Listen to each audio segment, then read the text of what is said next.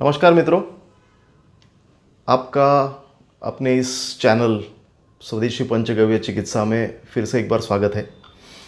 देखो मित्रों, हम जो आपको जानकारी दे रहे हैं वो आप इतनी महत्वपूर्ण जानकारी आपके सेहत के हिसाब से, तो कृपया हमारा चैनल ज़रूर सब्सक्राइब कीजिए। जिन लोगों ने अभी तक सब्सक्राइब नहीं किया है वो पहले ही फुर्सत में जल्दी से जल्दी सब्सक्राइब कर लीजिएगा। क्या होता है मित्रों, हमारे जाने अनजाने दिनचर्या के गलत होने की वजह से, लाइफस्टाइल गलत होने की वजह से कुछ बीमारियां हमारे शरीर में प्रवेश करती है। शुरुआत में हम लोगों को उनके सिम्टम्स नज़र नहीं आते, लेकिन अब जब वो गंभीर रूप धारण कर लेती है तब हमको सिम्टम्स नज़र आते हैं और फिर हम लोग ट्रीटमेंट करते हैं। तो तब तक काफ़ी देर हो चुकी होती है। वो कुछ बीमारियां तो ऐसी है कि वो वापस ठीक भी नहीं हो पाती है। लाइफ लॉन्ग हमको उसके साथ मेडिकेशन लेना पड़ता है। तो ऐसे ही बीमारी के बारे में हम लोग आज बात करने वाले हैं। तो वो बीमारी है, एक ऑर्गन के संदर्भ में है, एक अंग के संदर्भ में है, जिसको किडनी कहते हैं। तो हम लोग पहले जान लेते हैं कि हमारे शरीर में ये जो ऑर्गन है किडनी, वो क्या काम करता है। ठीक है, तो किडनी एक ऐसी चीज़ है जो हमारे शरीर में जो भी टॉक्सिन्स है, जो भी द्रव है जो हमारे शरीर को नहीं चाहिए, जो टॉक्सिन्स है, जहर है एक प्रकार के, उसको अपने शरीर से बाहर निकाल के फेंकती है। खून में अतिरिक्त जो पानी जमा होता है उसको फिल्टर करके वो एक्सेस वाटर अपने शरीर से बाहर फेंकती है। खून में रेड ब्लड सेल्स होते हैं, वो बनाने में मदद करती है। हमारे शरीर में बहुत सारे हार्मोन्स है जो वो चीज़ बनाते हैं, लेकिन किडनी की मदद के बगैर वो बन नहीं पाते हैं red blood cells. Vitamin D, जो हमको सूर्य के मदद से हमारे को विटामिन डी मिलता है, तो विटामिन डी को उपयोगी लाने में मदद किडनी करती है।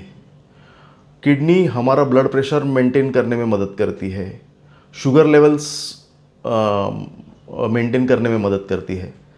तो किडनी एक बहुत ही महत्वपूर्ण ऑर्गन है हमारे शरीर का। तो उसका देखरेख करना, उसको ठीक से रखना, ये हमारा बहुत बड़ा कर्तव्य है।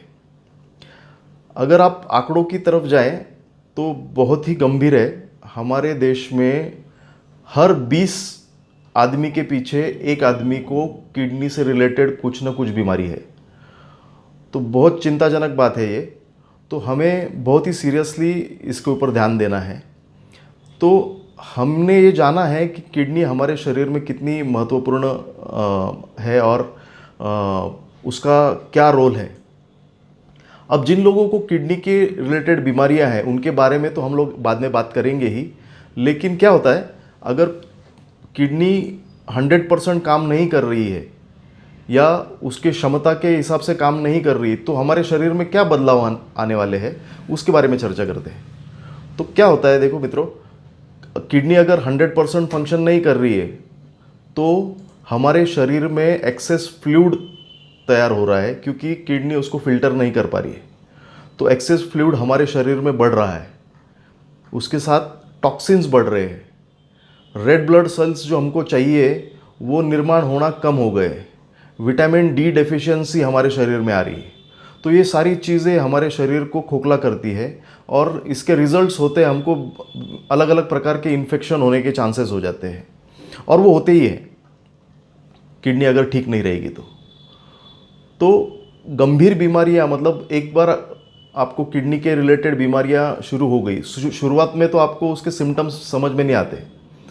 तो क्या करना है, हमको 2 टेस्ट आते हैं, एक ब्लड का टेस्ट आता है और एक यूरिन टेस्ट आता है। तो ब्लड में हमको क्रिएटिनिन करके टेस्ट आता है, वो करना है, और यूरिन में इसका टेस्ट करना है हमको, प्रोटीन का। तो इससे हमको समझ में आ जाता है कि हमारी किडनी का फंक्शनिंग कैसे चल रहा है। जैसे ही फंक्शनिंग कम हो जाता है तो यूरिन में प्रोटीन की मात्रा बढ़ जाती है और क्रिएटिनिन लेवल भी बढ़ जाता है, और हमारे शरीर में अनवांटेड चीज़ें भी काफ़ी हद तक बढ़ जाती है, पोटेशियम बढ़ जाता है। तो ये सारे चीज़ें हमको बताती है कि आपकी किडनी चाहिए वैसा काम नहीं कर रही है। तो इनिशियल स्टेज में अगर हम लोग इसका ट्रीटमेंट शुरू करते हैं तो सहज रीत से ठीक हो जाता है। बाद में इसके गंभीर परिणाम ऐसे होते हैं कि किडनी जैसे जैसे जैसे और ख़राब होती जाती है, उसका फंक्शनिंग कम हो जाता है, तो लोगों को डायलिसिस पे जाना पड़ता है।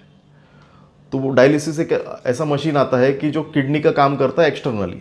तो आपका पूरा खून उस मशीन में जाता है, पूरा फिल्टर होके टॉक्सिन्स वगैरह बाहर निकाल के वापस आपके शरीर में डाला जाता है। वो एक चीज़ है, और धीरे धीरे it leads you to kidney transplant. तो ये बहुत ही गंभीर, और सक्सेस रेशो भी बहुत ज़्यादा अच्छा नहीं है ट्रांसप्लांट्स का। तो हम लोगों को ये देखना है कि हम लोग वो स्टेज तक पहुँचे ही नहीं। तो आज हम लोग जो बात करने वाले हैं कि आपको वो स्टेज तक नहीं पहुँचना है, उसके बारे में हम लोग बात करेंगे। प्लस अगर जो लोग वो स्टेज पे पहुँचे हैं, तो वो हमारा जो नीचे दिया हुआ कमेंट बॉक्स है, उसके अंदर हमको कमेंट्स करें, हम लोग उसके जवाब ज़रूर देंगे। और आप संपर्क भी कर सकते हैं हमको, हमारा फ़ोन नंबर्स वगैरह सब अवेलेबल है। तो पहले हमको जानना है कि हमको क्या करना है कि हम लोग वो स्टेज तक पहुँचे नहीं। तो क्या करें मित्रों, सबसे पहले तो आपका जो आहार है उसको आपको चेंज करना है। आपको सात्विक भोजन पे आना है, कम तीखा, सिर्फ हल्दी, नमक डाला हुआ, नमक भी आपको बिल्कुल कम मात्रा में लेना है, और सात्विक अन्न ही लेना है। बाहर का अन्न टोटली बंद करना है, होम कुक्ड फूड ही लेना है। दूसरी बात, आप जब भी पानी पिएंगे उसको घूट घूट करके पीना है, ताकि आपका जो मुंह का सलाइवा है वो पानी के साथ मिक्स होकर आपके पेट में जाए।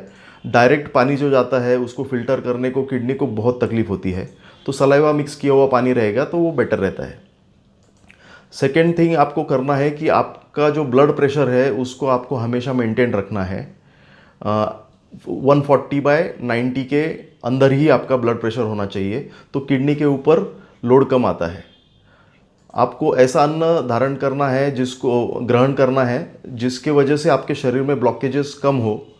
तो किडनी ये जो होती है ये रीनल आर्टरीज से अटैच्ड होती है, तो रीनल आर्टरी में ब्लॉकेज नहीं होना चाहिए, ब्लड फ्लो अच्छा मिलना चाहिए। तो उसके लिए आपका आहार भी बहुत ज़रूरी है।